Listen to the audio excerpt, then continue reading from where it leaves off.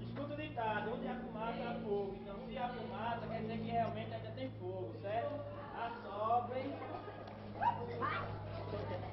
Assoprem que vocês vão conseguir. Rodrigo, bora.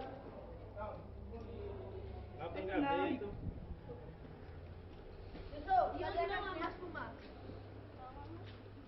Cadê a caixinha? Quando não há fumaça, você ainda tem mais duas tentativas para acender o seu.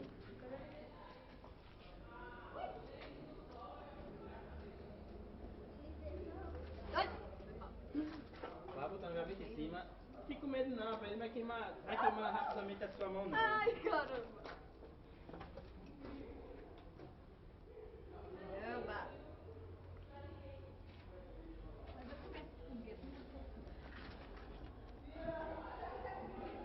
Caramba, daqui. Vai botando madeira aí. É lixo aqui. Gaveta em cima. Colocar mais. Vai, pega tu fumaça Minha aí. primeira tentativa falhou. Gente, já. Espera despegar direitinho logo na madeira para depois colocar mais. Meu Deus, eu tô ficando nervoso. Bota esse fininho aí, bota esse fininho, você tá aí, esse fininho. Não, deixa o fogo. Não, deixa o fogo. Depois, se apagar, você assopra. Bota bem aqui o cigarro. João não tá nem mexendo na dele, a dele tá prendendo fumaça lá, pegando fogo. Que cagada do caramba.